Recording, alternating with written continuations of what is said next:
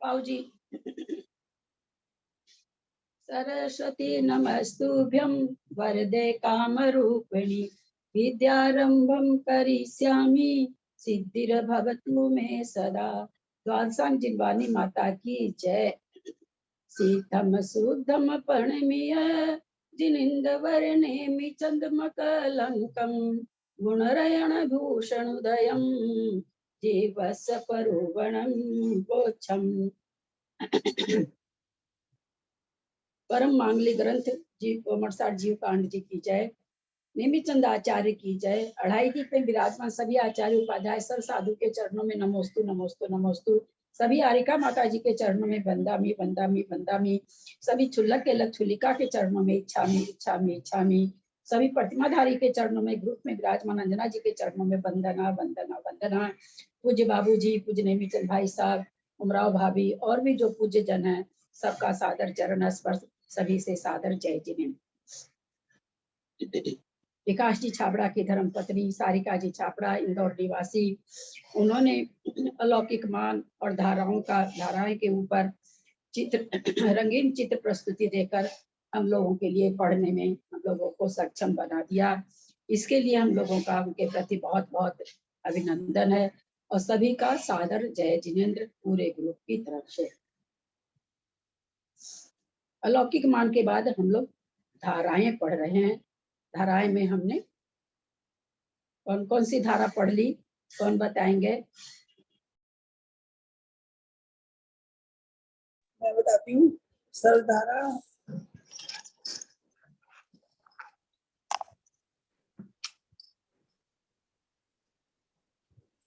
धारा बतानी है क्या? मैं नहीं।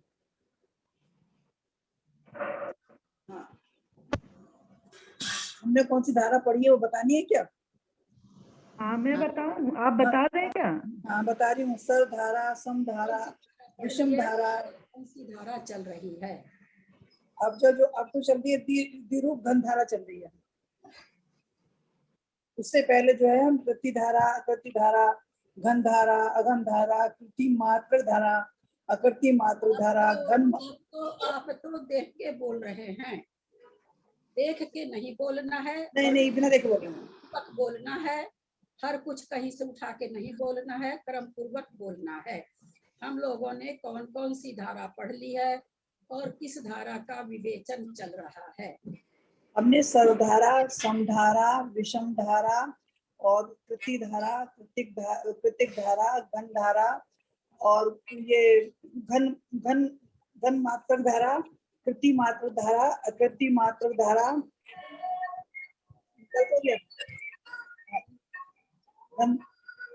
उन्होंने सही बोला है क्या? क्रम सही बोला है क्या इन्होंने?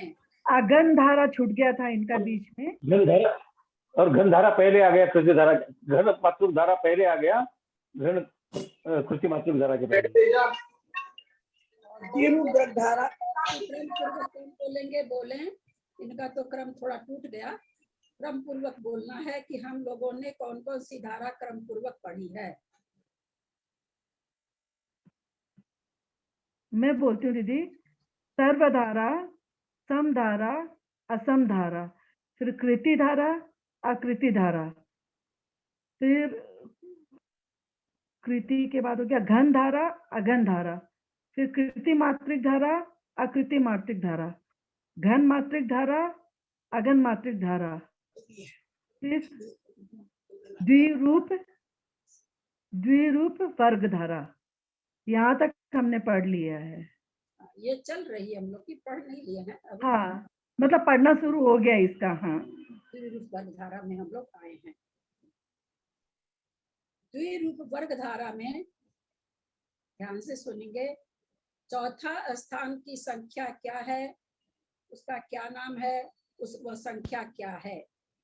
द्विरूप वर्ग धारा के जो स्थान है उसमें चौथे स्थान पर कौन सी संख्या है? आगम में उसको क्या कहते हैं?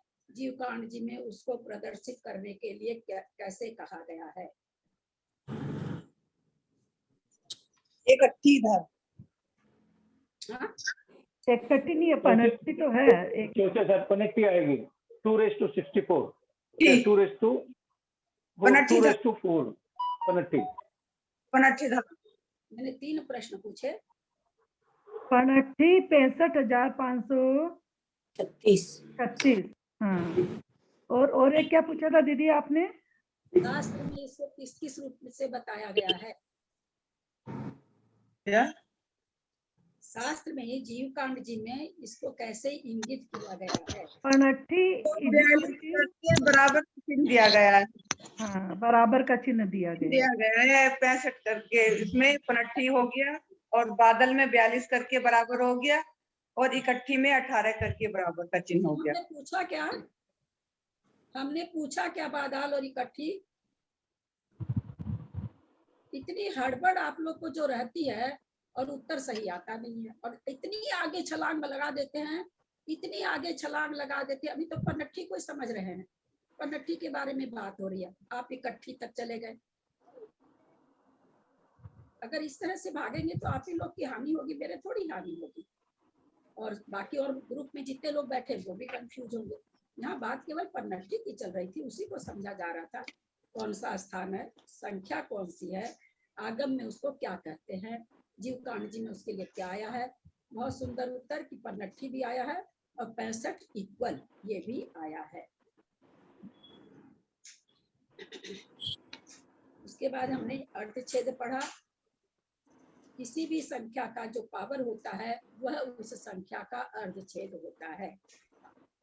सीधी सी परिभाषा। वर्ग कार्य हम कैसे करें, तो उस अगर कोई संख्या है तो हम अर्धछेद कैसे जाने। किसी संख्या पर पावर है तो हम जान गए कि वो पावर ही उसका अर्धछेद है। जैसे log 2 पर 256, तो यहाँ तो हमको log 2 का मतलब अर्धछेद। आप लोग को log 2 बहुत समझने का मन था, इसलिए मैं log 2 बोल रही बार। log 2 का मतलब होता है अर्धछेद। अर्धछेद किसका बोलते? 256 का। तो इज इक्वल टू आ जाता है 256 का अर्धछेद कितना होता है? 8। तो मान लीजिए कोई संख्या दी हुई है, जैसे 2 पर पावर 8 दिया हुआ, तो हम क्या समझ गए कि जो संख्या आएगी उसके अर्धछेद 8 है। मान लीजिए 2 पर पावर नहीं दे करके 256 है और कहे भाई इसका अर्धछेद कैसा है, तो आचार्यों ने हमें बताया कि उसको आधा आधा करते रहिए जब तक हो सकता है। तो हम हो गया, हमने देखा कि आधा आधा करते हुए 256 को जब आधा आधा करते हुए आगे बढ़ते हैं तो 8 आता है। या 8 उसका अर्धछेद हुआ। और फिर हुआ दूसरा शब्द हमने सीखा था वर्गशलाका। वर्गशलाका में हमने क्या सीखा था? एक मिनट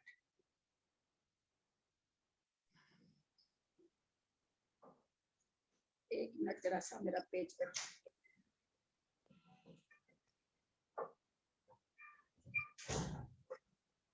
वर्गशलाका में हमने क्या सीखा था? अर्धछेद का छेद। जैसे 256 का अर्धछेद 8 हुआ, फिर 8 का अर्धछेद निकालेंगे, वो 256 की का वर्गशलाका होगी। 256 के अर्धछेद 8, 8 के अर्धछेद निकालेंगे, वो क्या कहलाएगा? 256 का वर्गशलाका। हम ये भी बोले थे कि जीव कांड जी में छेद को क्या कहा जाता है, क्या लिखा जाता है? कर्म कांड जीव कांड जी में, क्योंकि जीव कांड की गणित है सारी है, तो वहाँ छेद नहीं लिख करके क्या लिखा जाता है ये भी बताया था। किसी को याद है क्या? 6 बताया था। 6 होगा। हाँ 6 नहीं 6 है ना। सुल्तानपुर 6, पल्ले 6, सागर 6, ऐसे 6 लिखा रहेगा। तो वहां हम समझ जाएंगे कि आचार्य छेद लिखना चाह रहे हैं। इतना चीज हम लोगों ने समझा था। वर्गशलाका हमने समझी। फिर वर्गशलाका को लॉग सूत्र, गणित सूत्र से log 2 करके अर्धछेद निकलता है और अर्धछेद का ही अर्धछेद फिर निकालना होता है। तो log 2 का फिर log 2 कर दीजिए, यानी अर्धछेद का फिर अर्धछेद निकाल दीजिए, तो वर्गशलाका हो जाती है। log 2 का log 2 निकालना, log 2 का log 2, जैसे 4 का log 2 निकाल रहे हैं, 6 वर्गशलाका निकाल रहे हैं, अर्धछेद निकालते हैं तो log 2 ऊपर 4 देके बराबर 2 आ जाता है। लेकिन जब log 2 और फिर log 2 के ऊपर पावर 6, तो इस log 2 का log 2 निकालना, यहाँ वर्गशलाका 1 आ जाती है। इस तरह से कंप्यूटराइज जो गणित होती है उसमें इस तरह से पढ़ाया जाता है। हम लोग के जमाने में तो नहीं था कंप्यूटर, तो ये वर्ग 2 से इस तरह से निकालते हैं। अब यहाँ पर हम समझने आगे जा रहे हैं द्विरूप वर्ग धारा की वर्ग शलाका और छेद एवं स्थान हम लोग समझे हैं। सबसे पहली संख्या 4 है, अर्ध छेद जो 2 है, वर्ग शलाका 1 है, स्थान उसका पहला है। प्रथम स्थान द्विरूप वर्ग धारा का 4 है। दूसरा स्थान 4 चौक 16 16 है, अर्ध छेद 4, वर्ग शलाका 2। आप लोग सब निकाले होंगे ये सब जरूर ही। फिर 256 है तीसरा, उसका अर्ध छेद 8, वर्ग शलाका 3। ये हम इसलिए रिपीट कर रहे हैं, इसमें वर्ग शलाका में ऑड नंबर आ रहा है। आगे जाके इसको हम कैसे किस तरह से करेंगे कि वर्ग रूप में बैठे, आगे ये चीज आने वाली है, इसलिए यहाँ पर हम हाईलाइट कर रहे हैं कि वर्ग शलाका ऑड नंबर में भी आ रही है। पन्नठी का हमने देखा 16 है, अर्धछेद वर्ग शलाका 4 है, बादाल का 32 है, वर्ग शलाका 5 है, इकट्ठी का 64 है, वर्ग शलाका 6 है। इस तरह से हम यहाँ पर इकट्ठी तक का देखे। अब इकट्ठी के बाद, क्योंकि इकट्ठी तो बहुत छोटी संख्या है, हम लोग बोल पाते हैं, और केवल ज्ञान कितना है प्रदेश, अनंता संख्या कितनी है, उत्कृष्ट अनंतानंत है। तो वो उत्कृष्ट अनंतानंत कहाँ पर जाके आ रहा है, कैसे आ रहा है, इसकी अभाव भाषण आगे करा रहे हैं। तो कहते द्विरूप वर्ग धारा के सर्व स्थान, समूचे स्थान कितने हैं, तो हम लोगों ने 4, 16, 256, 65, 42, 18 तक, तो हमने 18 मतलब इकट्ठी देखा। उसके बाद हम लोगों ने कल समझा था, इकट्ठी के बाद हम संख्यात स्थान जाएंगे तो हमको क्या प्राप्त होगा, जघन्य परित असंख्यात की वर्ग शलाका, यानी राशि बढ़ रही है धीरे धीरे। यहाँ पहले छेद आना चाहिए ना, जघन्य परित असंख्यात के छेद आना चाहिए, फिर जघन्य परित असंख्यात के वर्ग शलाका आनी चाहिए।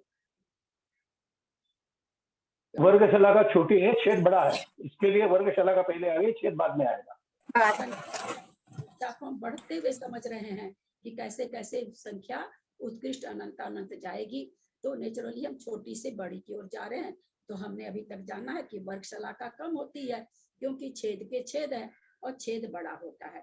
तो यहाँ पर यह भावभाषा करने की असंख्यात स्थान हम कब जाएंगे, ये हमें ध्यान रखना है।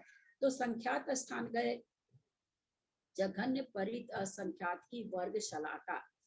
जघन्य परित असंख्यात जाने के लिए भी संख्यात स्थान कितने जाने पड़ेंगे, संख्यात जाने पड़ेंगे, क्योंकि असंख्यात का वो पहला स्थान है। तो जैसे हम मान ली 5 मीटर की दौड़ करके 5 मीटर के अंत में पहुंचे, तो हम चले कितना, दौड़े कितना, 5 मीटर तो दौड़े। 5 मीटर के अंतिम पॉइंट पर हम जब पहुंचे तो 5 मीटर ही तो दौड़े। दूसरी तरह जघन्य परित असंख्यात पहुंचने तक में हम कितने स्थान दौड़ेंगे, संख्यात स्थान दौड़ेंगे, क्योंकि अभी असंख्यात तो शुरू हुआ है, पहला स्थान उसका आया है।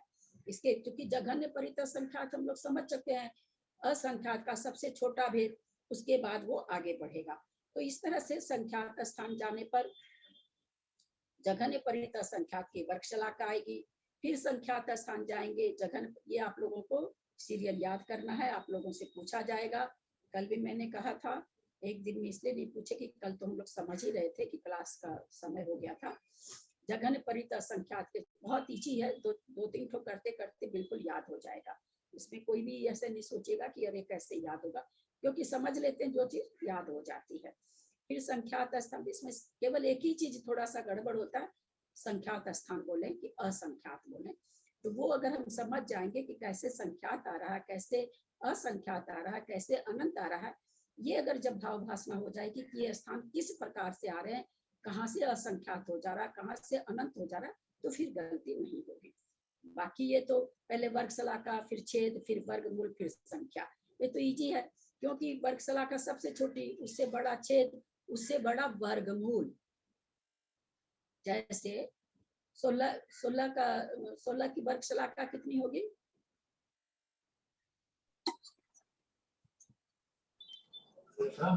4 दो हो गए। अभी हाँ संख्यात की जगह हम एक बार 16 रख रहे हैं, तो वर्ग शलाका की जगह 2 आ गया। फिर 16 के छेद हम देखेंगे तो 4 आ गया। अब हम 16 का वर्गमूल देखेंगे, वर्गमूल उसका 16 का वर्गमूल, तो वर्गमूल आ रहा है 4, 4 चौक 16 होता है, 4 गुना 4 16 होता है। फिर कहते हैं जघन परित संख्यात, यानी जो जघन परित संख्यात है वो संख्या यानी 16। पकड़िएगा इस चीज को, नहीं तो आगे दिक्कत होगी।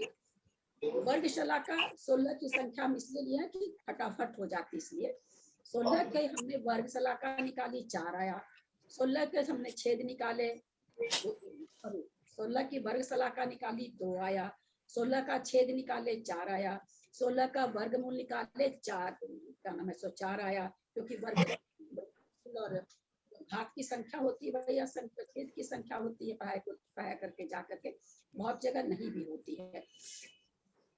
फिर वर्गमूल हो गया 4, और फिर जघन परित संख्या क्या हो गई, मूल संख्या यानी 16 है। तो हम लोग देख रहे हैं कंटिन्यूटी में बढ़ती जा रही है। तो कैसे कैसे, तो कहते हैं संख्यात स्थान जाने पर पहले वर्गशाला का आई, फिर संख्यात स्थान क्यों जा रहे हैं, क्योंकि हमारी जो संख्या है असंख्यात की पहली संख्या है, तो उसके पहले जितने स्थान है सब संख्यात स्थान है, असंख्यात नहीं बनेंगे। तो फिर कहते हैं जघन परित संख्यात के छेद, वो भी संख्यात स्थान जाएंगे तब, फिर संख्यात स्थान जाएंगे तो संख्या का वर्गमूल आएगा, और फिर एक स्थान जाने पर, मात्र एक स्थान, कैसे 4 चौक 16, द्विरूप वर्गधारा के सर्वस्थान दिखा रहे हैं ये। तो द्विरूप वर्गधारा में 16 से 4 में जाने में सिर्फ एक स्थान होता है ना, 4 चौक 16, तो कह रहे हैं एक स्थान है। 16 के बाद अगर आप एक स्थान और जाएंगे तो 16 की संख्या आ जाएगी, यानी उसका वर्ग, पहला है वर्गमूल, दूसरा है वर्ग। अंतर क्या दोनों में, पहली संख्या वर्गमूल, 16 का वर्गमूल निकाला तो 4 आया, और 16 का वर्ग किया तो कितना आया 16, 4 का वर्ग किया तो कितना आया 16। तो इस तरह से वो एक स्थान जाने पर, उसके बीच में और कोई क्रिया नहीं, 4 को 4 से मल्टीप्लाई कर दिए 16 आ गया। तो कह रहे एक स्थान जाने पर जघन्य परित असंख्यात आ गया। तो इस तरह से ये द्विरूप वर्गधारा के स्थान चल रहे हैं। अब फिर इसके बाद कह रहे हैं, हम लोगों को सबको याद है जघन परित असंख्यात के बाद फिर कहते हैं क्या हमको लाना है, जघन युक्त संख्यात आवली। तो कहाँ जाके आएगी, तो कहते संख्यात स्थान जाने पर जघन्य परित असंख्यात के छेद मात्र स्थान। ऐसा क्यों लिखा गया, जघन परित असंख्यात से जघन्य युक्त संख्यात कैसे आता है, जघन्य परित संख्यात को जघन्य परित संख्यात बार गुणा करने से, जघन्य परित संख्यात गुणा करने से। तो जघन्य युक्त संख्यात बराबर आवली होती, हमने देखा है। तो कह रहे हैं कि जघन्य परित संख्यात को जघन्य परित संख्यात से मल्टीप्लाई किए, यानी एक स्थान जघन्य स्थान संख्यात स्थान जब गए हैं तो आवली आ गई। कितने स्थान गए, संख्यात स्थान जाने पर, यानी जघन्य परित असंख्यात के छेद मात्र स्थान जाने पर, जघन्य परित असंख्यात के जितने छेद होंगे उतने बार जाने पर जघन्य युक्त असंख्यात यानी आवली आती है। फिर हमने पढ़ा था प्रतरावली, वो हमने देखा था आवली गुना आवली, यानी एक स्थान, आवली गुना आवली माने एक स्थान। तो एक स्थान जब हम और आगे गए तो हमको क्या आ गया, प्रतर आवली जघन्य असंख्याता संख्यात, युक्ता संख्यात आ गया, जघन्य असंख्याता संख्यात आ गया, प्रतर आवली। अब यहाँ से जो भी स्थान बढ़ेंगे, यहाँ तक तो संख्यात स्थान के छेद होने से हो रहा था, अब असंख्यात चालू हो गया, क्योंकि जघन्य असंख्याता संख्यात के बाद में अब जो संख्या आ रही है वो पल्ले में चली जा रही, क्योंकि अनंत तो बहुत दूर है अभी, और पल्ले हम लोगों को मालूम है असंख्यात वर्षों का होता है। तो कहते हैं जघन्य असंख्याता संख्यात से जब आप असंख्यात आगे जाएंगे तब कहीं जाके आपको पल्ले की वर्गशलाका मिलेगी। जघन्य असंख्याता संख्यात यानी प्रतर आवली से असंख्यात स्थान आगे जब बढ़ेंगे, कहाँ हमको पल्ले की वर्गशलाका कहाँ मिलेगी, जघन्य असंख्याता संख्यात से असंख्यात स्थान आगे चलते जाएंगे। जैसे मान लीजिए कोई कहे 1 से करोड़ कितने स्थान जा करके है, तो काफी स्थान हो गए ना बीच में, वही चीज जैसे जहाँ पर 1 हो, 1 से अगर हमको करोड़ रुपया में जाना है तो कितना रुपया हमको गिनना पड़ेगा, है ना। तो वही चीज यहाँ पर कह रहे हैं कि जहाँ पर जघन जघन असंख्यात असंख्यात है, प्रतरावली है, वहां से आप कितनी दूर जाएंगे तो आपको पल्ले की वर्ग शलाका मिलेगी। तो कह रहे हैं असंख्यात स्थान जब हम जाएंगे तो पल्ले की वर्ग शलाका मिलेगी। पल्ले क्यों आ गया? पल्ले इसलिए आ गया कि पल्ले असंख्यात की ही संख्या है, इसलिए अब सारी असंख्यात की संख्या आने के बाद में उसके बाद अनंत की संख्या आएगी। ये तो अभी जघन्य की बात चल रही है, अभी तो उत्कृष्ट वगैरह बाकी है। तो कहते असंख्यात स्थान जाने पर पल्ले की वर्ग शलाका आएगी। अब चूंकि असंख्यात जाने पर अर्ध छेद का छेद होता है वर्ग शलाका, तो हमको यहाँ पर समझ में आ रहा है कि वर्ग शलाका ही जब असंख्यात स्थान जाने पर आ रही है तो उसके छेद भी असंख्यात स्थान जाएंगे तभी आएंगे, संख्यात स्थान जाने पर तो आएंगे नहीं, क्योंकि पल्ले अपने आप में असंख्यात हो गया। तो फिर अब यहाँ कहते असंख्यात स्थान जब और आगे बढ़ेंगे और चल के जाएंगे तो हमको पल्ले के छेद आएंगे। फिर कहते और असंख्यात स्थान जाएंगे। इस सीरियल को समझना है बिल्कुल ध्यान से। पहले वर्ग शलाका, फिर छेद, फिर उस संख्या का वर्गमूल, वर्ग नहीं वर्गमूल, और फिर उस संख्या का वर्गमूल हटा दीजिए यानी वर्ग कह दीजिए।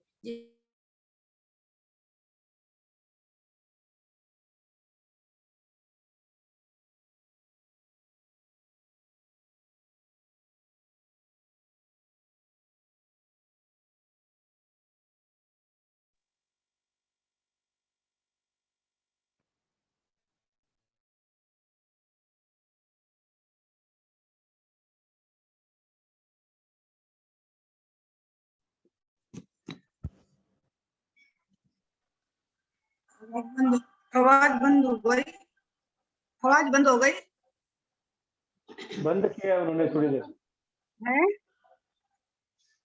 यहाँ पर थोड़ा सा आवाज बंद होती है ना तो धैर्य रखा करिए, क्योंकि मुझे पता चलता है कि आवाज बंद है।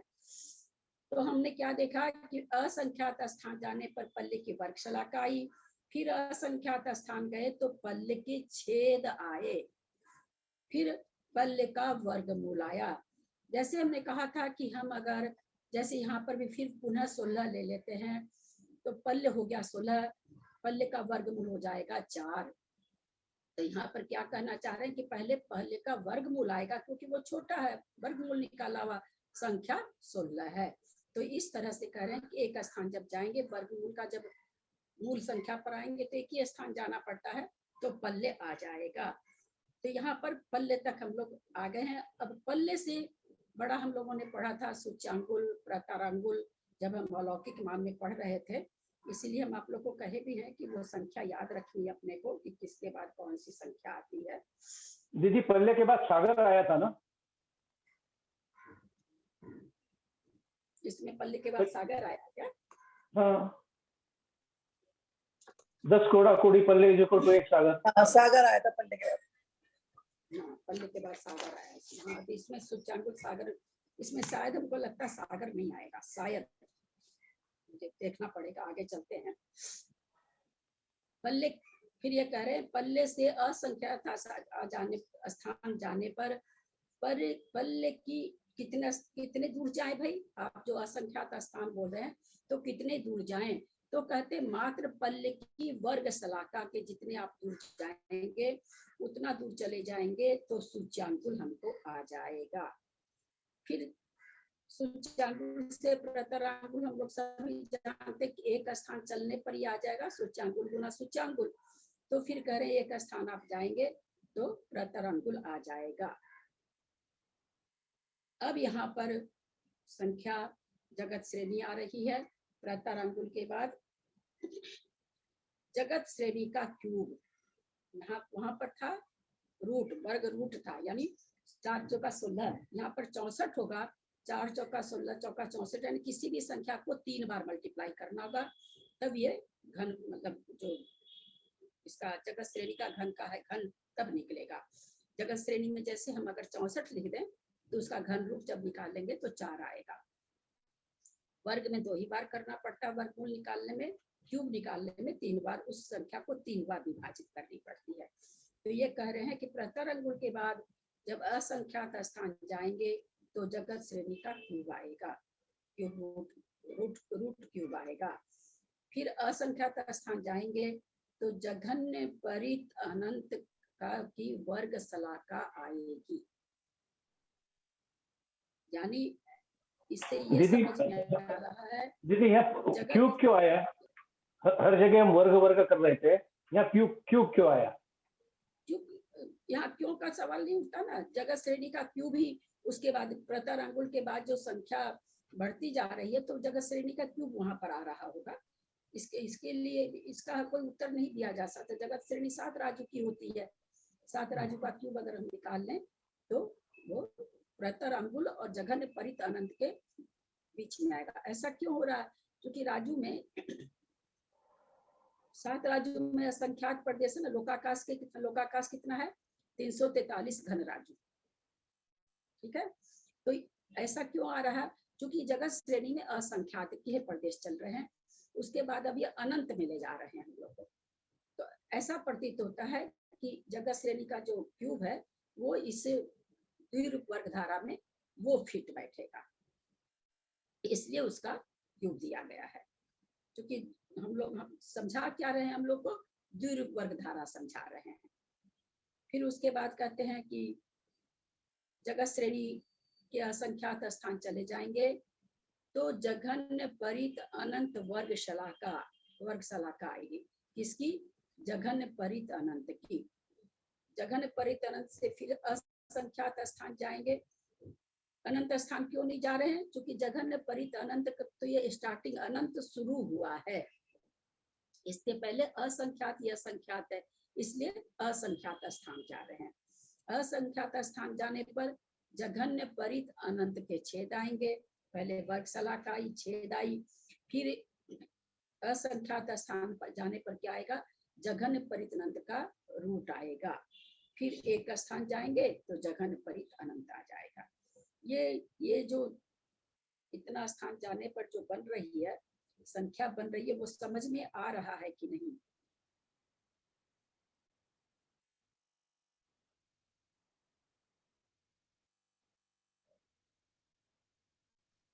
कैसे कैसे हम लोग आगे बढ़ रहे हैं, ये समझ में आया कि नहीं किसी को? नहीं आया। नहीं आया। किसी का भी जवाब नहीं आ रहा, इसका मतलब नहीं समझ में आया है। बिल्कुल, चलिए फिर वापस लेते हैं अपने ऊपर से। इकट्ठी के बाद 18 जो लिखा हुआ 18 इक्वल वहां से चल रहे हैं। यहाँ पर ये आचार्य कह रहे हैं हम आपको द्विरूप वर्ग धारा में कौन कौन से स्थान आते हैं वे सारे स्थान आपको बता रहे हैं। जैसे हमने देखा कि जो इकट्ठी की संख्या है कितनी बड़ी है, तो 1 से लेकर के इकट्ठी की जितनी बड़ी संख्या है उसके बीच में कितने स्थान आए द्विरूप वर्ग धारा के?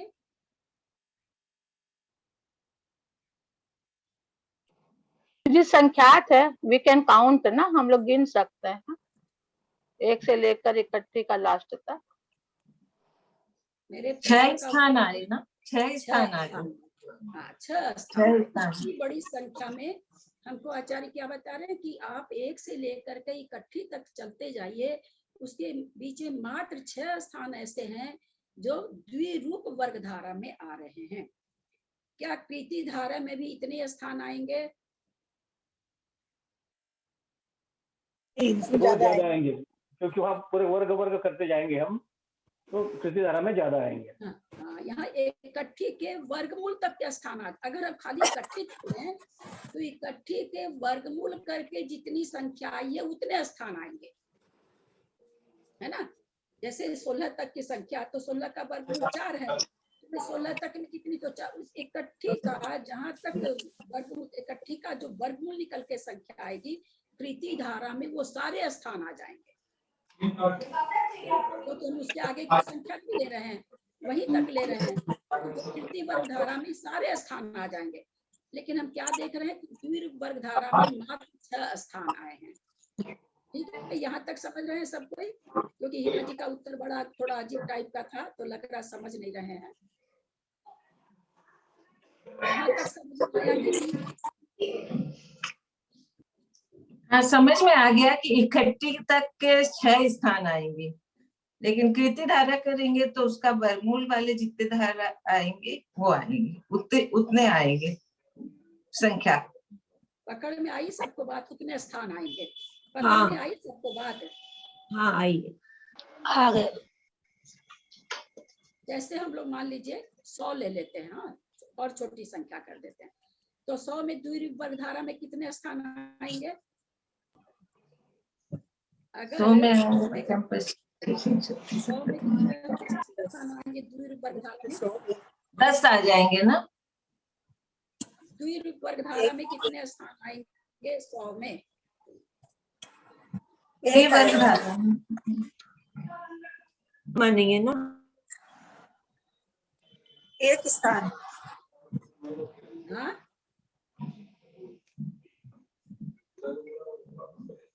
नहीं बता पा रहे, बहुत इजी प्रश्न ये तो। 2 को क्या मान रहे हैं हम लोग? एक स्थान आएगा। अच्छा, 3 स्थान आएंगे, 4, 16 और 64। 4, 16 और 64 ये 3 स्थान आएंगे। 64 कैसे ले लिया आप? कहाँ है द्विरूप वर्ग धारा में 64? कहाँ है बताइए? है द्विरूप वर्ग धारा में 64? हमने घन उन नहीं पूछा, घन वर्ग कुछ नहीं पूछा, हमने पूछा बहुत इजी प्रश्न पूछा और तुरंत इसका जवाब आना था। मैंने कहा कि द्विरूप वर्ग धारा में 100, अगर 1 से 100 तक की संख्या हमारे पास है तो उसमें द्विरूप वर्ग धारा में कौन कौन सी संख्या आएगी, कितने स्थान आएंगे?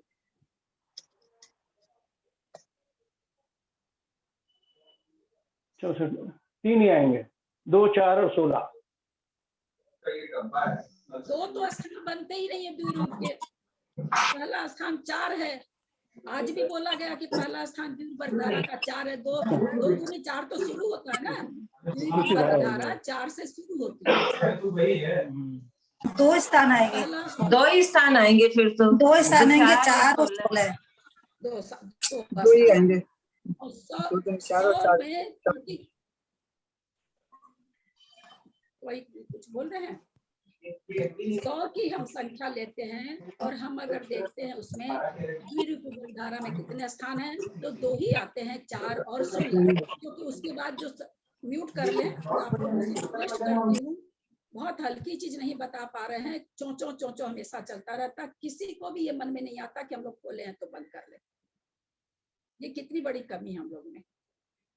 हमने पूछा 100 के अंदर, तो हमने तो द्विरूप वर्ग धारा में देखा कि 4, 16, 256, पनट्ठी, बादाल, इकट्ठी ये स्थान आ रहे हैं। अगर ये कहाँ तक आ रहे हैं? इकट्ठी तक की संख्या है। तब अगर हमारे पास 100 ही रुपये हैं तो उसमें द्विरूप वर्ग धारा कितनी आ गई? 4 और 16 2 ही तो आएंगे ना, 64 तो इसमें है ही नहीं। पहली बात। अब हम 100 की संख्या में द्विरूप वर्ग धारा के मात्र 2 स्थान हैं। कृति धारा के कितने होंगे? पढ़ा के आ चुके हैं, बहुत बढ़िया से पढ़ा के आ चुके हैं। 100 की संख्या में कृति धारा के कितने स्थान होंगे? 10 स्थान होंगे। 10 है ना, क्योंकि 10 को 10 से गुना करेंगे तो 100 आ जाएगा, उसके आगे का स्थान नहीं बनेगा। यानी 1, 2, 3, 4, 5, 6, 7, 8, 9, 10। हम क्या देख रहे हैं कि 100 का वर्गमूल निकाले उतने स्थान आए।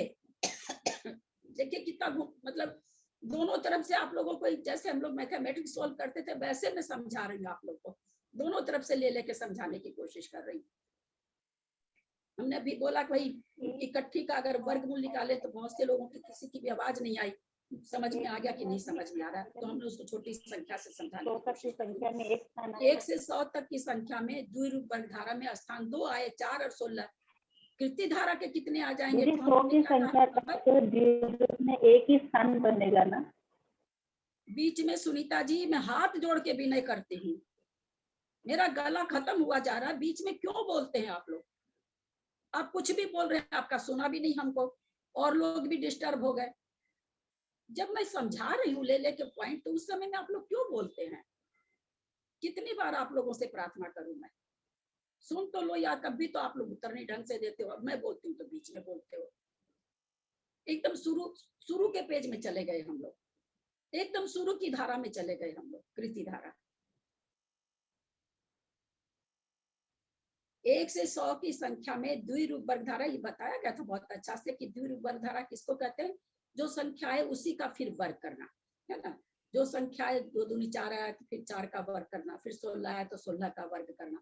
तो यहाँ पर हम देख रहे हैं कि 1 से 100 तक की अगर संख्या हमारे पास में, तो उसमें मात्र 2 संख्या आ रही, 4 और 16। द्विरूप वर्ग धारा के स्थान मात्र 2 आ रहे हैं। परंतु हमने क्या कहा कि इकट्ठी तक कितने स्थान है द्विरूप वर्ग धारा के, इकट्ठी तक कितने स्थान है द्विरूप वर्ग धारा के, 6 स्थान। हमने दूसरी चीज ये कही थी कि इकट्ठी तक कृति धारा के कितने स्थान होंगे, तो हमने कहा था कि इकट्ठी का वर्गमूल। ये समझाने के लिए मैं इतना आपके पापड़ बेल रही हूँ मैं। तो उसी तरह से 100 की संख्या में 100 का वर्गमूल निकाल देंगे, उतने स्थान कृति धारा में होंगे। ये कृति धारा वापस आपको समझाने के लिए मैं छोटी संख्या लेके समझा रही हूँ। तो कृति धारा के स्थान तो कितने हो गए, जैसे 100 से हम समझे तो 10 हो गए, और द्विरूप वर्ग धारा के स्थान उसमें मात्र 2 हुए। वो 2 स्थान भी कृति वर्ग धारा में तो आएंगे, लेकिन कृति धारा के सर्व स्थान द्विरूप वर्ग धारा में नहीं आएंगे। तो हम यहाँ पर देख रहे हैं कि इकट्ठी तक द्विरूप वर्ग धारा के स्थान कितने आ रहे हैं, 6 आ रहे हैं।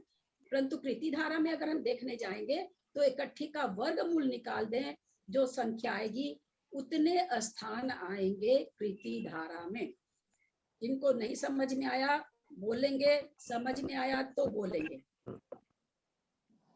आगे समझ में आ गया दीदी। जैसे 100 की संख्या माने थे उस समय कृति धारा के स्थान आए 10, तो हो गया 100 का वर्गमूल हो गया। इसी तरह इकट्ठी में हमको कृति धारा के स्थान निकालने हैं, तो इकट्ठी का वर्गमूल निकालना पड़ेगा, वर्गमूल हो जाएगा, बिल्कुल। और द्विरूप वर्ग धारा में हम देख रहे हैं मात्र 6 स्थान आए हैं इकट्ठी तक। ठीक है, एकदम समझ में आ गया। किसी को भी नहीं समझ में आया तो पूछ लीजिए, सुनीता जी वगैरह। फिर कुछ बोलते हैं आप लोग बीच बीच में, कोई चीज नहीं समझ में आ रहा तो भी पूछ लीजिए, क्योंकि कृति धारा हम बहुत पीछे चले गए हैं समझाने के लिए, तो इसलिए नहीं समझ में आ रहा तो कुछ भी पूछ लीजिए। दीदी मैं सुनूंगी कि आपकी क्लास मेरी कट रही है, बार बार कनेक्शन कट रहा है, मुझे समझ में नहीं आ रहा आप क्या बोल रहे हो, कहाँ पे जा रहे हो। नहीं दीदी, मेरे फोन में बार बार ये कनेक्शन कट रहा है, जुड़ रहा है, कट रहा है, इसलिए मुझे आप आज क्या पढ़ा रहे हो मुझे कुछ समझ में नहीं आ रहा, तो मैं आपकी रिकॉर्डिंग सुनूंगी। जरा सा भी कटेगा तो नहीं समझ। आज आवाज भी बहुत हल्की आ रही है। मेरी आवाज कम आ रही है, बहुत कम आ रही है, बहुत कम। हल्की आवाज। सुनूंगी पहले, फिर आपसे क्वेश्चन करूंगी। कभी कभी ना कुछ लोग ऐसे क्या बताएं, बोलने में भी खराब लगता है। सबको मालूम है कि मेरी क्लास चलती है 11 बजे तक, उसके बीच में नहीं, आप तो फिर भी फोन कर लेते हैं लोग। अब क्या करूं मैं बताइए, जबकि सबको मालूम है, पूरे परिवार को, सारे दूर दूर तक के परिवार को मालूम है कि 11 बजे तक हमको कोई डिस्टर्ब नहीं करेगा। अब कोई करते हैं तो क्या करूं बताइए। अब फोन आ गया तो वो आवाज कम, अब काटूंगी तो रिकॉर्डिंग खत्म हो जाएगी, तो काट सकती नहीं मैं। काट के दोबारा जोड़ू ना तो आवाज ठीक हो जाएगी, जिसमें मैं पंखा वगैरह सब बंद कर रखी हूँ। ईयरफोन या हेडफोन यूज करने के बाद में आवाज की प्रॉब्लम सॉल्व हो जाती है। ईयरफोन या हेडफोन यूज करिए। बहुत अच्छा ईयरफोन गूगल वाला आके दिया था, वो पता नहीं काम ही नहीं कर रहा। आजकल वो आएगा लड़का साथ लेके आएगा दूसरा, देखें। और उसमें भी दीदी आप माइक वाला जो हेडफोन होता है ना उसको यूज करो, आपके गले पे जोर नहीं। तो यहाँ पर हमने क्या समझा, इकट्ठी तक में द्विरूप वर्ग धारा के स्थान मात्र 6 हैं। संख्या कितनी बड़ी है, सबके भाव भासना है। दीदी एक बात पूछनी थी, जो आप स्थान 6 बोले हैं तो वर्ग शलाका भी 6 ही बोलते हैं, तो स्थान और वर्ग शलाका एक ही हुआ, तो यहाँ पे 3 क्यों दिया है कि द्विवर्ग धारा की वर्ग शलाका, छेद एवं स्थान। कहाँ पर कह रहे हैं? जैसे द्विवर्ग धारा की वर्ग शलाका, छेद एवं स्थान 3 चीज है ना, तो अपन स्थान 6 बोल रहे हैं, तो स्थान और वर्ग शलाका एक ही हुआ क्या? स्थान और वर्ग शलाका नहीं, हम तो अभी ये चीज भाषा कर रहे हैं कि 100 तक में कितने स्थान आएंगे। वो तो स्थान बोलने से और वर्ग शलाका बोलने से एक ही बात हुआ क्या? नहीं, मैं वही बताने चाह रही हूँ आपको। इसमें जो ये टेबल बनाए हैं वो तो ये दिखा रहे हैं कि भाई उनको 100 से कुछ नहीं लेना देना। वो तो एक बता रहे हैं कि द्विवर्ग धारा में कौन कौन सी संख्या आती है। तो सबसे पहली 4 आई, तो पहला स्थान उसका हो गया, फिर 16 आई, दूसरा स्थान हो गया, फिर 256 आई। ये तो बढ़ते हुए अपना जा रहे हैं, इनको उस 100 से कुछ नहीं लेना है। तो उसका आप ये कहना चाह रहे हैं कि जो स्थान उसका आ रहा है वर्ग शलाका का स्थान भी वही है, ये कहना चाह रही हैं। तो वो तो इसमें दिया ही था ना, जब आगे आगे आएगा फिर नहीं, पीछे निकल गया लगता है, इसके पीछे शायद। जिस राशि के छेद निकाले हैं, जितने छेद होंगे उतनी ही मूल राशि की वर्ग शलाका होगी। ये चीज आ गई है, ये पंक्ति आ चुकी है। जितने छेद होंगे उतनी ही मूल राशि की वर्ग शलाका होगी। छेद के जितने छेद होंगे उतनी ही मूल राशि की वर्ग शलाका होगी, पहले ही बता चुके हैं। मैं स्थान पूछ रही थी, जैसे स्थान है ना, क्या स्थान के लिए पूछ रही थी। स्थान वर्ग शलाका के स्थान हो गए, अर्धछेद के स्थान हो गए, सबके स्थान होते हैं क्या? हाँ हाँ बिल्कुल, तीनों के स्थान होंगे क्या? संख्या का स्थान? हाँ बिल्कुल स्थान होंगे।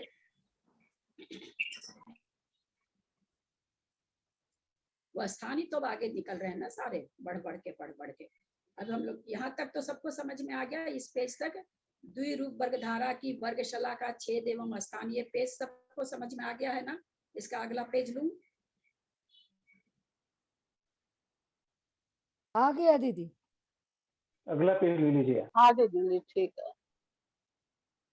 अब इसका अगला पेज में अब ये द्विरूप वर्ग धारा के कुछ स्थान बताने जा रहे हैं। तो 4, 16, 256, 65 इक्वल, 62 इक्वल, 18 इक्वल, ये तो हम ऊपर देख ही चुके हैं कि द्विरूप वर्ग धारा में। अब इसके बाद कौन सा स्थान आएगा, ये यहाँ पर, तो हम यहाँ पर मतलब ये देखिए कितनी बड़ी भाव भाषणा करा रहे हैं। ये बताना चाह रहे हैं कि जब इकट्ठी तक की संख्या में मात्र 6 स्थान आए हैं, तो भाई अब उससे जो आगे इकट्ठी के बाद कौन सा स्थान आएगा द्विरूप वर्ग धारा में, क्योंकि जैसे जैसे संख्या बढ़ती जाएगी वैसे वैसे बीच की दूरी बढ़ती जाएगी। जैसे हम यहाँ पर देख रहे हैं 4 के बाद 16 आया ना द्विरूप वर्ग धारा में, 4 के बाद 16 आया, कितना अंतर रहा, मात्र 12 स्थान का अंतर रहा ना। उसके बाद लेकिन क्या देख रहे हैं, 16 से 256 आया, इसमें कितने स्थान का, 240 स्थान आ गया इसके बीच में। समझ रहे हैं मैं क्या समझाना चाह रही हूँ? हाँ हाँ, ऐसे पहली वर्ग शलाका 4, दूसरी 16, बीच में कितनी संख्या आई, 12 संख्या है ना, 12 4 16, तो 12 स्थान रिक्त रहे। 12 स्थान में जो संख्या थी वो द्विरूप वर्ग धारा में नहीं आई, लेकिन संख्या जब 16 थोड़ी बड़ी हो गई उसके बाद द्विरूप वर्ग धारा में 256 आ रहा है, यानी इसके बीच में कितनी संख्या निकल गई, 240 स्थान निकल गए, संख्या के 240 स्थान निकल गए। मैं ये भाव भाषणा करा रही हूँ यहाँ पर कि जैसे जैसे हम आगे बढ़ते जा रहे हैं बीच की संख्या बहुत बड़ी होती जा रही है। अब 256 से 65,536, उसके पहले तक की संख्या के स्थान जो द्विरूप वर्ग धारा में नहीं होंगे, सोचिए कितने स्थान हो गए। फिर 59 से बादाल, कितने स्थान हो गए बीच में जो कि द्विरूप वर्ग धारा में नहीं है। बादाल से इकट्ठी कितनी बड़ी संख्या आगे जाके हो गई है, तब जाके एक द्विरूप वर्ग धारा में स्थान आया। तो उसी तरह से इकट्ठी से जब हम दूसरा स्थान खोजने जाएंगे तो स्थान तो वो संख्यात ही है यहाँ, लेकिन ये भाव भाषणा बना के रखना है कि बहुत स्थान जाने पर, बहुत ज्यादा, क्योंकि यहीं पर इतने स्थान दिख रहे हैं, तो अब तो ये बहुत असंख्यात की वर्ग शलाका आ रही है, तो बहुत स्थान जाएंगे तब द्विरूप वर्ग धारा का 6ठा स्थान, 7वां स्थान आएगा। यहाँ तक समझ में आई कि नहीं बात? हाँ आई, आ गया, आ गया, समझ में आ गया। आ गया दीदी। तो यहाँ पर फिर इकट्ठे की बात करें, हमने ये समझा कि बस संख्यात स्थान हम क्यों जा रहे हैं, असंख्यात जाना चाहिए। आगे ये तो संख्या इतनी बड़ी है, बहुत दूर जाने के बाद द्विरूप वर्ग धारा का आएगा। तो हम इसलिए नहीं आ रही है कि जो जिसकी वर्ग शलाका आ रही है वो वर्ग शलाका की बात है। अभी तो वो संख्या ही जघन्य परित संख्यात का पहला अंक है, पहली संख्या है, उसमें एक घटाते ही तो संख्यात हो रहा है, तो इसलिए उसकी वर्ग शलाका तो बहुत छोटी अभी है ना, तो इसलिए संख्यात स्थान जाने पर ही आ गई वो, इसके लिए असंख्यात स्थान नहीं जाना पड़ा। फिर वर्ग शलाका से छेद भी, चूंकि जघन परित असंख्यात के छेद तो जघन परित असंख्यात से बहुत छोटे होंगे, है ना, क्योंकि घात को ही अर्धछेद कहते हैं, 2 पर पावर 4, तो 2 पर पावर 4 तो इस संख्या 2 पर पावर 4 से जो संख्या आती है उसका अर्धछेद 4 होता है। तो हम जब देख रहे हैं कि छेद भी बहुत उससे छोटा जघन परित असंख्यात की जो संख्या निकली हुई है उससे अगर हम छेद निकालेंगे तो छेद बहुत कम आएंगे, 2 से विभाजित करते करते, तो वो भी इस संख्यात में ही आएंगे, क्योंकि जघन परित असंख्यात असंख्यात की पहली वैल्यू है। समझ पकड़ में आ रही है बात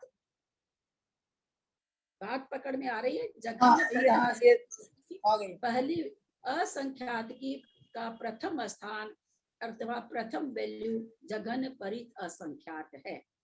तो इसमें 1 माइनस करते ही तो सारी संख्यात की वैल्यू है, तो इसलिए ये सारे स्थान कितने संख्यात स्थान जाने पर ही आ जा रहे हैं, असंख्यात नहीं जाना पड़ रहा, क्योंकि असंख्यात जाएंगे तो ये तो खुद ही जघन परित असंख्यात है, असंख्यात का पहला स्थान है, तो इसलिए इसमें असंख्यात स्थान नहीं जा सकते। पकड़ यहाँ समझ में आ रहा है कि नहीं? यहाँ तक तो समझ में आ गया, ये तो समझ में आ गया। दीदी आपने कल ये बताया था कि जघन्य परित असंख्यात की वर्ग शलाका जो है वो 31 गुना 31 है।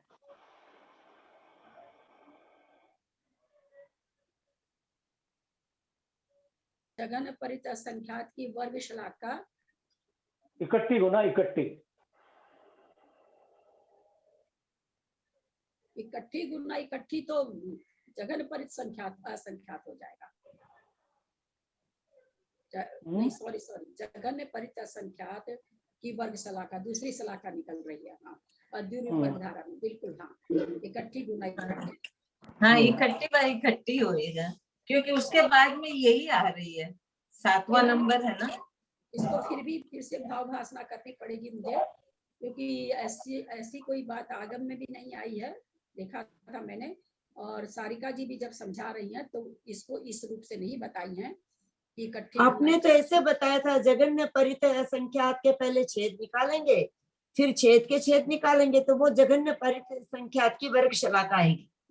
हाँ वो तो ठीक है, छेद के छेद निकालेंगे तो वो यहाँ पर कह रहे हैं चूंकि द्विरूप वर्गधारा में आ रहा है ना, तो चूंकि द्विरूप वर्गधारा में इकट्ठी के बाद ये संख्या आ रही है, तो ये इनका कहना कि भाई जो जघन्य परित संख्यात की वर्ग शलाका आ रही है तो इसका मतलब वो इकट्ठी गुना, क्योंकि हम देख रहे हैं पहले की संख्या, जैसे 4 का वर्ग 16, 16 का वर्ग 256, 256 का 15, 15 का बादाल का इकट्ठी, तो उसी हिसाब से इकट्ठी का गुना इकट्ठी इज इक्वल टू जघन्य परित संख्यात की वर्ग शलाका होनी चाहिए, क्योंकि ये उसको द्विरूप वर्गधारा में ले रहे हैं इसलिए। पर मैं अभी इसको बिल्कुल मतलब कंफर्म होके हाँ नहीं कहूंगी, इसको और मैं थोड़ा सा खोजती हूँ तब मैं हाँ कहूंगी, क्योंकि ऐसा निचोड़ दीदी ने बताया नहीं और जीव कांड मेरे पास है नहीं, उसमें जीव कांड जी में तो बहुत ही कम बताया हुआ, बहुत ही इशारे में सारी चीज की हुई है, लेकिन हो सकता कुछ ऐसा बताया हो तो देखने से पता चलेगा। तो इसको हम अभी 100% हाँ नहीं कहते हैं, लेकिन हाँ ऐसा होना चाहिए, ऐसा लगता है जितना हम लोग पढ़े हैं उस हिसाब से लगता है कि ऐसा होना चाहिए। होगा कि नहीं होगा ये थोड़ा सा तो मतलब आगम देख के ही पूरी तरह से कंफर्म करना पड़ेगा। तो अगली भी संख्या हम देखें तो छेद का वर्गमूल जब हम करेंगे तो वर्ग शलाका आएगी, तो ये जघन परित संख्यात के छेद जो है उसको भी वर्ग शलाका गुना वर्ग शलाका करना पड़ेगा, तो वो वैसा आएगा। जैसे हम यहाँ असंख्यात की वर्ग शलाका निकालते समय इकट्ठी का वर्ग किया है, तो छेद निकालते समय वर्ग शलाका का वर्ग करना पड़ेगा, क्योंकि छेद निकालते समय हमको वर्ग, जैसे हम इकट्ठी को वर्ग शलाका जघन परित संख्यात की वर्ग शलाका करते समय इकट्ठी का वर्ग किया, उसके आगे की द्विरूप धारा में जो संख्या है वो है जघन्य परित असंख्यात के छेद, तो ये जघन्य परित असंख्यात के छेद जो है वो भी जघन्य परित असंख्यात के वर्ग शलाका का वर्ग करने से हमको आएगा। नहीं तो वैसे आ नहीं रहा ना, इसीलिए तो जब यहाँ पर हम लोग जब द्विरूप वर्गधारा के वर्ग शलाका छेद और स्थान देखे तो मैंने इसलिए यहाँ पर हाईलाइट किया था कि छेद हमेशा 2 के पावर में आ रहा है, परंतु वर्ग शलाका इवन और ऑड दोनों आ रही है। इसका आगे बहुत अच्छा खुलासा आना चाहिए कि किस संख्या को 1/4 करने से द्विरूप वर्ग धारा में आता है, किस संख्या का मूल वर्गमूल आता है। ये हम आगे इसमें आना चाहिए। अगर नहीं होगा तो फिर हम अलग से उसका मतलब चर्चा करेंगे। वैसे मेरे को लगता आना चाहिए, नहीं भी आ सकता है क्योंकि मेरे पास किताब तो है नहीं, कंप्यूटर से पढ़ा रही तो जितना पढ़ाना रहता उतना ही खोल पा रही, बाद में मैं खोल नहीं पा रही हूँ, तो इसलिए वो चीज नहीं हो सकता। दीदी आगे वाली संख्या से देखने से पता चलता है कि 2 का आ रहा है, 4 का आ रहा है, 8 का नहीं आ रहा है, 16 का आ रहा है, 32 का नहीं आ रहा है, 64 का, एक संख्या छोड़ के आ रहा है। वही कह रहे हैं कि उसके ऊपर आएगा आगे कि इवन नंबर का तो वर्ग लेने से वर्ग धारा में आएगा और ऑड नंबर का 1/4 लेने से ऐसा आना चाहिए। आगे चलते हैं, अपने लोग देखेंगे।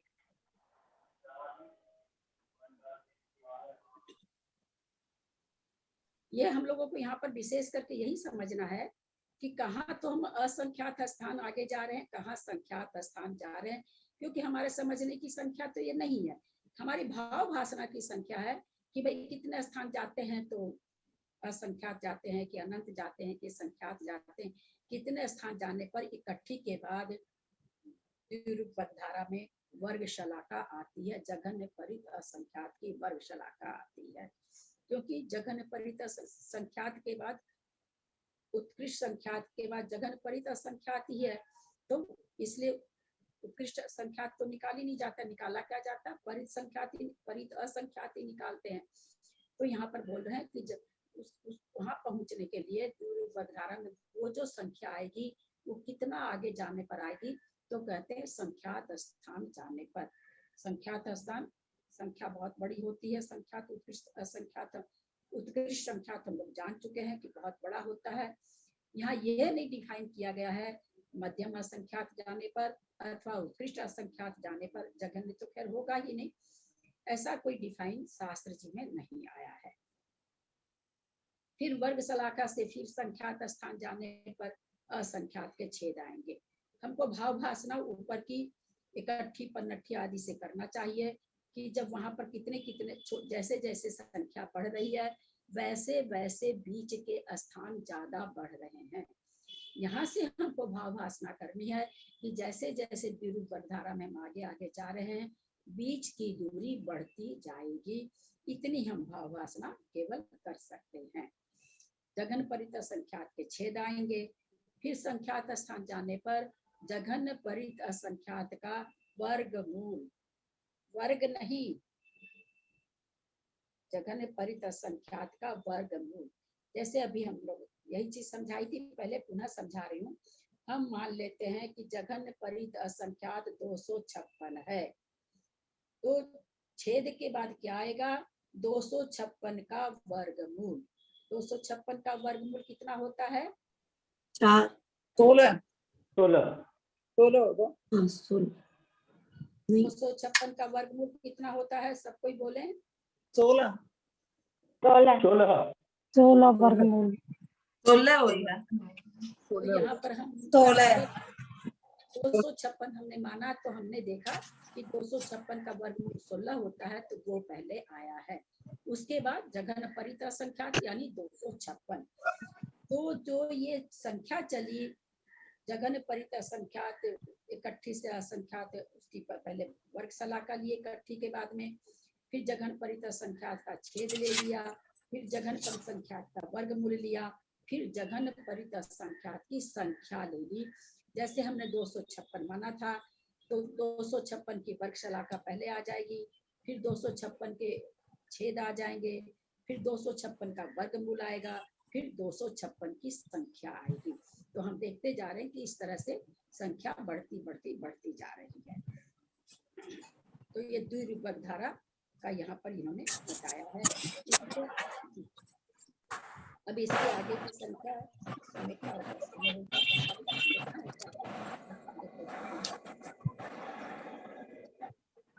यहाँ तक कुछ प्रश्न है क्या, कोई भी प्रश्न पिछली धारा से तो ना आवाज कम आ रही है, ऊपर से ना खुला हुआ वर्ड में कौन है, क्या नाम लिखा हुआ है, REDMI 8 करके बंद कर दीजिए प्लीज। क्या बोले कृष्णा जी, समझ में नहीं आया। क्योंकि एक आवाज कम आ रही है, ऊपर से ना सबका खुला हुआ हो रहा है, कट कट कट कर की आवाज आ रही है।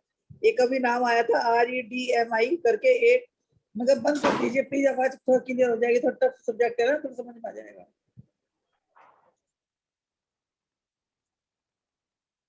दीदी एक प्रश्न था मेरा, जैसे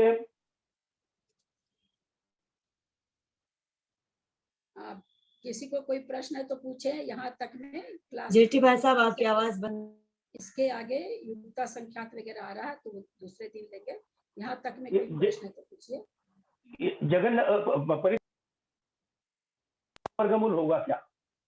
हाँ, जगन्य परित असंख्यात जो है वो अवली का वर्गमूल होगा क्या? नहीं, अवली कहाँ से आएगा, वो तो युक्ता संख्यात है।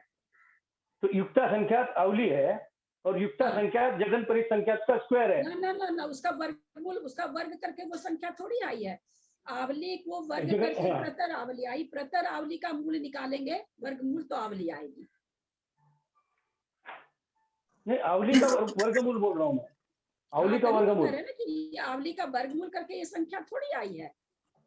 अगर ये आवली का वर्गमूल करके ये संख्या आती तो आप कहते, यहाँ तो वर्गमूल अभी आया ही नहीं है। वर्गमूल तो जहाँ पर प्रतर आवली है ना, जगत प्रतर इस तरह की जहाँ आती है वहां पर आता है स्क्वायर, वहां पर आप वर्गमूल कहेंगे। यहाँ पर थोड़ी, यहाँ इन दोनों का कनेक्शन वर्गमूल से नहीं होगा। दीदी ये संख्या तो तीनों कुंड के भरने वाली हो गई ना, जो चारों कुंड बराबर भरे थे, जगत में परित संख्या। क्या कहे आप? जो कुंड रचना की थी अपन ने संख्यात में, जब परित संख्या निकालने के लिए, तो वो संख्या यहाँ पे आएगी ना लास्ट में। हाँ, तो अनवस्था कुंड की सरसों जितनी होगी वो सारी सरसों का काउंटिंग यहाँ पर आएगी। आप कर रहे हो क्या सरसों की काउंटिंग? आज करके ला रहे हो क्या?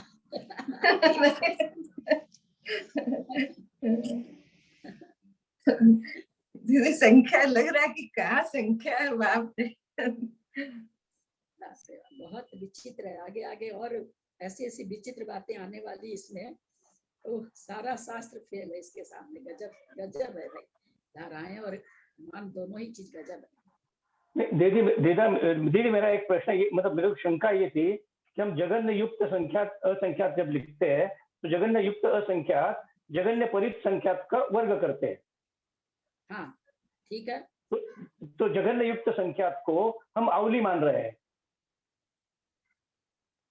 अच्छा हाँ ठीक है। तो जगन्य युक्त वो अवली का वर्गमूल यदि करें तो जगन्य परित असंख्यात आना चाहिए ना, क्योंकि जगत परित है, ये युक्त है, युक्त संख्यात अवली है। तो पहले का आप ठीक बोल, सुनिए मेरी बात। जघन्य परित संख्यात से जघन्य युक्त संख्यात कैसे आ रहा है? वर्ग करने पर, जगन्य परित को वर्ग करने पर जगन्य युक्त आ रहा है। जघन्य परित संख्यात को जघन्य परित संख्यात का वर्ग करने से आ रहा है कि जघन्य परित संख्यात? जघन्य परित संख्यात को जघन्य परित संख्यात से जघन्य परित संख्यात बार करते हैं ना गुरु।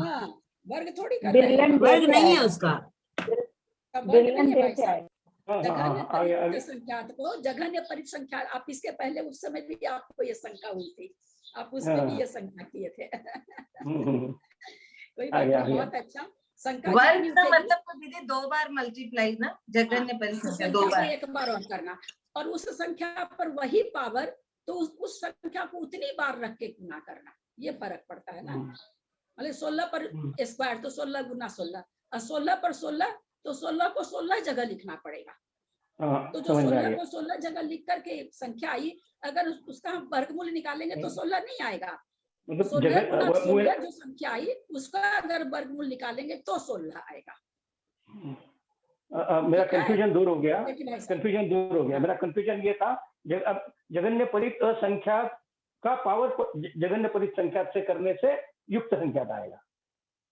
जगन्य परित तो वैसे ही है। हाँ, लेकिन जगन्य परित संख्यात को जगन्य परित संख्यात पर लिखना पड़ता है, लिखना पड़ेगा। ना? तो इसके लिए वो अवली का वर्गमूल नहीं होता है। हाँ ठीक है, समझ में आ गया। और कुछ दीदी ये धारा में ना वही चीज समझा रहे हैं ना जो अलौकिक गणित में कि जगन युक्ता संख्या कितना होता है, जगन परित संख्या कितना होता है, वही चीज समझा रहे हैं ना वापस। वही चीज आप मतलब क्या उसको ये दूसरी तरह से संख्या से समझा रहे हैं और वो वैसे नहीं, उसको ये इनका उद्देश्य ये नहीं समझाना है कि अनंत कहाँ रहा, ये कहा, इनको ये दिखाना चाह रहे हैं कि सीरीज में पृथ्वी का एक जीव कहाँ पर आते हैं, अग्नि का एक जीव कहाँ पर आते हैं, निगोदिया जीव की संख्या कहाँ पर आती है, आकाश के अविभाग प्रतिच्छेद, इनको ये बताना है, ये नहीं बताना है इनको, क्योंकि बताएंगे तो शुरू से सीरीज लेते जाएंगे, किसके बाद कौन सा बड़ा, किसके बाद कौन सा बड़ा, किसके बाद सीरीज रूप से, क्योंकि नाम क्या है धाराएं, धाराएं का मतलब हो गया सीरीज रूप से बताना। हम ऐसे नहीं कि 2 के बाद सीधे 16 बता देंगे। मान लीजिए सर्वधारा अगर करना है तो हम 2 के बाद 16 नहीं बता सकते, 2 के बाद 3, 4, 5, 6, 7, 8 बताएंगे। तो धारा सीरीज रूप में सारे जीवों की, सारे मतलब क्या कहेंगे, पृथ्वी का एक, जल का एक, निगोदिया जीवों की संख्या, आत्मा के अविभाग प्रतिच्छेद, आत्मा के गुणों के अविभाग प्रतिच्छेद, और जो भी पुद्गल है कितने हैं क्या है। तो जब हम अगर चिंतन करते हैं तो भाई हम तो सब में क्या कह देते हैं, असंख्यात है, असंख्यात है, अनंत है। वो यहाँ धारा में बताने जा रहे हैं कि सीरीज अगर आप लेके एक चले, है ना, जैसे आपके घर में 10 बच्चे हों, है ना, कोई 6 महीने का, कोई 8 महीने का, कोई 12 महीने का, 5-6 बहू है, 6 बहू के 10 बच्चे हैं, तो आपको आपके पूछेगा कि भाई ये बच्चे की उम्र सब कैसी, तो आप सीरीज में खड़ा कर दोगे ना उसको, सबसे छोटा, फिर उससे बड़ा, फिर उससे बड़ा। जब कोई आपसे ये पूछेगा कि बच्चे आपस में कौन किससे बड़े हैं, तो आप एक सीरीज में उनको खड़ा कर दोगे। तो यहाँ पर वही आचार्य ये बताने जा रहे हैं कि जिसको हम असंख्यात करके चुप हो जाते हैं, अनंत करके चुप हो जाते हैं, वो जानो तो सही कि कितने हैं, और किस जीव से कौन से जीव ज्यादा हैं, पृथ्वी से जल ज्यादा है कि जल से पृथ्वी ज्यादा है, निगोदिया से किससे ज्यादा है, निगोदिया जीव किस सबसे ज्यादा है, आकाश के प्रदेश ज्यादा, अविभाग प्रतिच्छेद ज्यादा है कि आत्मा के गुणों के अविभाग प्रतिच्छेद ज्यादा। ये एक सीरीज रूप में बता रहे हैं, धीरे धीरे धीरे धीरे ऊपर ले जा रहे हैं। धारा का मतलब ही सीरीज होता है। दीदी वैसे तो अलौकिक गणित में भी जब अपन ने ना पहले 6 संख्या जोड़ी थी, तो वो मतलब पहले थोड़े थोड़े थे, असंख्यात थी, फिर जो बाकी जोड़ी वो भी सीरीज ही था एक तरह से। हाँ, सीरीज में होते हुए भी वो वहां पर जैसे 6 संख्या जो जोड़ी ना, 6 संख्या जोड़ करके एक संख्या निकाल दी, तो एक वो जो पहली संख्या से दूसरी संख्या कब आई वो बताए, उसके बीच की 6 संख्याओं का भाव बोध नहीं हुआ। वो 6 सीधे जैसे 100 के बाद भैया 200 आ रहा है, तो उसके बाद 125 आएगा, 150 आएगा, 250 आएगा, फिर 200 आएगा, 100 से 200 पर आप कैसे पहुंचे वो बताया वहां पर। अब 100 से 200 पहुंचने में जो आ रही है उसकी वो जो उसके बीच की संख्या आ रही है, वहां पर तो केवल ऐसे बताया इससे परिच्छेद। यहाँ ये बताना चाहेंगे कि हैं कितने वो, तो कहाँ पर आ रहे हैं, कहाँ पर आ रहे हैं, ये सीरीज बताएंगे इसमें। हाँ, यहाँ पे ये बोले असंख्यात, वहाँ पर बहुत मोटे रूप में आई थी बात, यहाँ पर बहुत सूक्ष्म रूप से बताया। 1 मिनट सब बंद कर लीजिए ना भाई साहब, अगर सुनाई नहीं दे रहा। यहाँ पर वही चीज बहुत सूक्ष्म रूप से आएगा।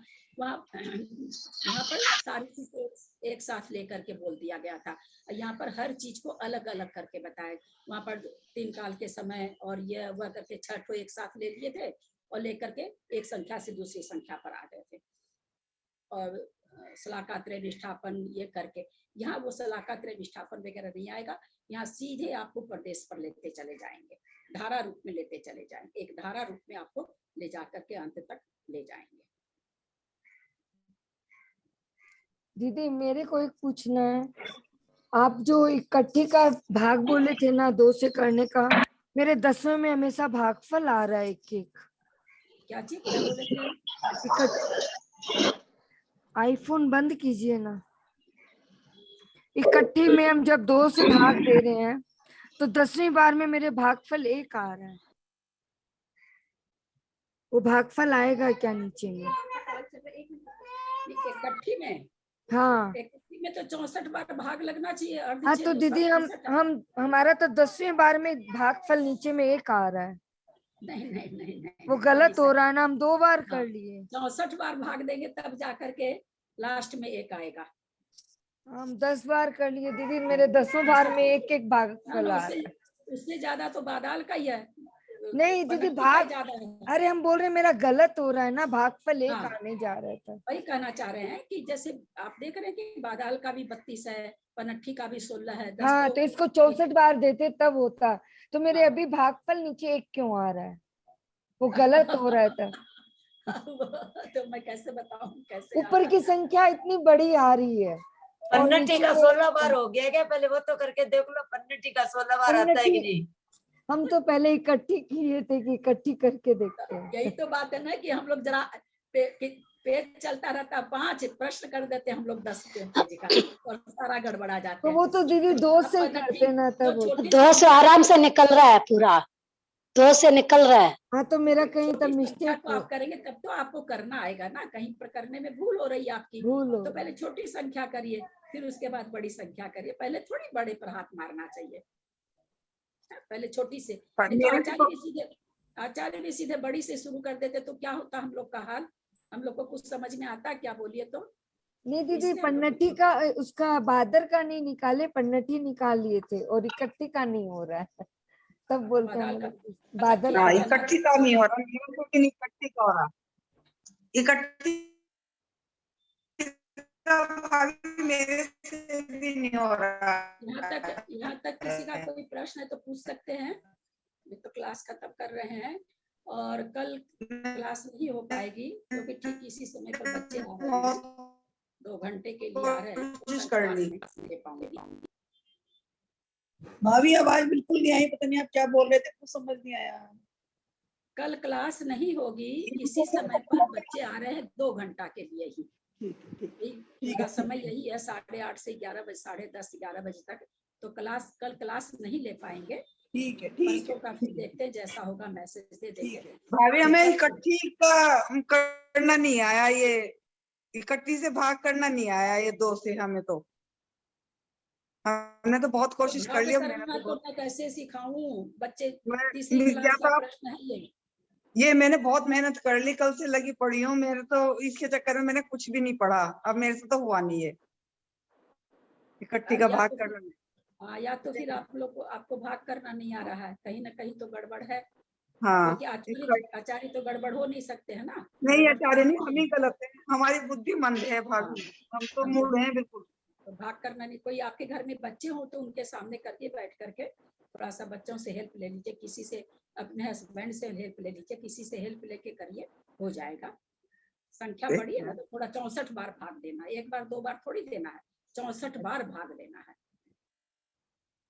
देखते हैं अच्छा करके। आशीर्वाद स्तुति कर रहे हैं। यदक्ष मात्रा पदवाक्यहीनं मया प्रमादानि किंचनोक्तं तन्मे क्षमित्वा विदधातु देवी सरस्वती केवल बोधलब्धिं। बोधि समाधि परिणाम शुद्धि स्वात्मोपलब्धि शिव सौख्य सिद्धि। चिंतामणि चिंतित वस्तु दाने त्वं वन्दमानस्य ममास्तु देवी। या वाणी के ज्ञान ते सुझे लोकालोक सो वाणी मस्तक चढ़ो सदा दे तुम दो। हे जिन वाणी भारती तो ही जपू दिन रैन जो तेरा शरणा गए सो पावे सुख चैन। देव भजू अरहंत को गुरु से हो निर्ग्रंथ दया धर्म पालू सदा यही मोक्ष का पंथ। द्वादशांग जिनवानी माता की जय। नमोकार। प्रणाम दीदी सबको, जय जिनेंद्र। प्रणाम दीदी सबको।